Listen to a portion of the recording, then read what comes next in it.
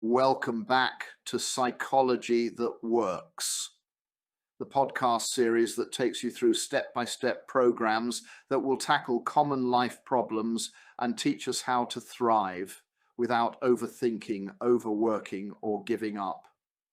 I'm Paul Grantham, consultant clinical psychologist, and today we're diving deep into one of the most universal yet least understood challenges in modern life: procrastination. If you're a high-performing professional who somehow still ends up doing a load of laundry rather than doing that crucial project or reorganizing your inbox instead of starting that report, this episode is for you. Today's episode is titled Later Never Comes: The Professional's Guide to Beating Procrastination. And we're not just talking time management tips here. We're going beyond to explore the psychological mechanics of procrastination, and most importantly, how to shift them using evidence-based tools from cognitive behavioral therapy, CBT.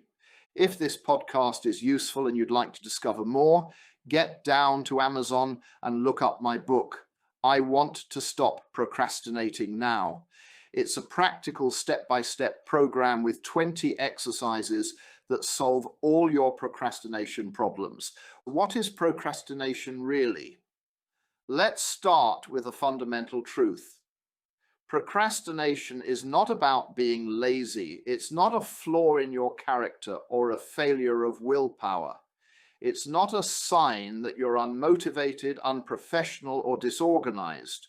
Some of the most successful, driven, and high-functioning people struggle with procrastination, especially when the stakes are high. So what is it really? In psychological terms, procrastination is a form of avoidance. It's what we do when a task triggers discomfort, stress, fear, confusion, boredom, self-doubt, and we want to get away from those feelings fast. So we do something else, anything else, something that gives us even momentary relief. Let me give you a scenario. You have to write an important report that's due next week. You know it's coming. You've even blocked out time. But when you sit down to start it, a wave of discomfort hits you. What if this isn't good enough? I'm not even sure where to begin. This feels overwhelming. So instead of beginning the report, you tidy your desk, or you check your emails, or you decide it's a good time to update your LinkedIn profile photo. On the surface, these are all productive seeming activities, but they're not moving you closer to what matters. They're serving one purpose: to reduce the discomfort you feel about starting the actual task. This is what CBT describes as negative reinforcement. You're reinforcing the avoidance by rewarding yourself with temporary relief. And over time, this becomes a pattern. Here's the tricky part: that relief works momentarily. You get to avoid the fear, the boredom, the uncertainty. But what you get in return is an increased sense of stress, guilt, and dread later on. The emotional loop. Let's break down the emotional cycle of procrastination using the CBT model. Situation: you're faced with a task. Thoughts: I can't handle this, or this will be awful, or I'll never get it right. Feelings: anxiety, frustration, guilt. Behaviors: you avoid the task by scrolling, eating, or doing something else. Short-term relief: you feel better for now. Long-term cost: the task still isn't done. The anxiety returns stronger. Eventually, this becomes your default strategy. And this is where CBT comes in. CBT says, instead of trying to get rid of discomfort, work with it. Challenge the thoughts. Change your relationship to those feelings and take action anyway. try this thought exercise, which is about recognizing avoidance. Let's do a quick self-check. Think of a task you've been putting off. Now ask yourself, what emotion comes up when you think about doing it? What story are you telling yourself about why you haven't started? What are you doing instead of tackling it?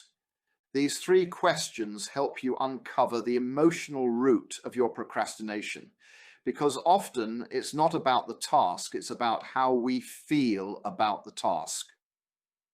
Types of procrastination. In professional settings, procrastination often wears a disguise. Here are a few types of procrastinators you might recognize. The perfectionist. If it's not perfect, it's not worth doing. The avoider. What if I fail? Well, better not try. The overcommitter. I have so much on, I can't possibly do this too. The crisis maker. I need the adrenaline to perform. The dreamer. I have great ideas, but finishing them, that's hard. Each of these styles involves unhelpful thoughts that fuel avoidance. CBT doesn't shame these patterns. It helps you understand them and develop new strategies. Let's have a look at a workplace example. Sophie's a team leader at a marketing agency, smart, driven, organized, but every month she delays writing performance feedback for her team. She tells herself, it takes too long. I don't want to upset anyone. I'm not in the right headspace. In reality, she finds giving feedback emotionally uncomfortable. She worries about how people will react, so she avoids it, and her team notices. Morale dips. Deadlines suffer. Sophie beats herself up, then repeats the pattern the next month. Through using CBT ideas, she starts to unpack the cycle. She realizes her fear of confrontation is driving her procrastination. She learns to challenge her thoughts, tolerate the discomfort, and schedule short-timed blocks to write the reviews. Within a few months, she's not only more productive, she's less anxious too. Let's reframe procrastination. It's important to say this. Procrastination is not laziness. It's not a moral failing. It's a behavior that made sense once when you were overwhelmed, under pressure, or unsure of yourself, but now it's getting in your way. Reframing procrastination as an emotional response rather than a time management problem changes everything, because it means you can treat it, you can change it, you can work with it. In the next segment coming up, we're going to look at the true cost of procrastination on your well-being, your performance, and your relationships. And after that, we'll explore how CBT techniques can help you break the cycle for good. But first, take a moment. Think about something you're avoiding right now. What are the feelings attached to it? What thoughts come up? Write them down, because naming the pattern is the first step to changing it. Okay, are you ready to keep going? Maybe you think that procrastination is unfortunate, but not that big a deal. Let's talk about what procrastination actually costs, not just in missed deadlines, but in real psychological and emotional terms. When you delay, defer, or distract yourself from meaningful action, you're not just losing time, you're also sacrificing confidence, clarity, and connection. And often, you're doing it without even realizing the impact. There are lots of hidden consequences. Let's break down some of the common consequences professionals face when procrastination becomes chronic. Stress and anxiety. Tasks loom larger the longer we put them off, and our brains don't forget. We carry the mental burden around like a background app draining energy. Guilt and shame, that quiet voice in the back of your mind whispering, you should have done this already. That's not motivating, it's demoralizing. eroded self-efficacy. Every time you avoid a task, you reinforce the belief, I can't handle this. Over time, that undermines your confidence. Damaged relationships. Whether it's missed communication, forgotten responsibilities, or avoiding difficult conversations, procrastination often leaves others in the lurch. Opportunity loss. Sometimes the cost isn't what you delay, it's what you never start. That business idea, that promotion, that personal project, that time with your family and children. CBT helps us see that the real issue isn't the task. It's the emotional consequence of avoiding it. Here's a common thought trap. It's not that urgent. Let's look at one of the most seductive procrastination thoughts. There's still time. This thought feels soothing. It lets us off the hook. But it's a lie that becomes a trap. Because the time you do have gets wasted in discomfort, dread, and distraction. And here's the thing, deadlines are deceptive. The real deadline isn't the one on your calendar, it's the moment you reach your tolerance threshold. That's when the panic sets in.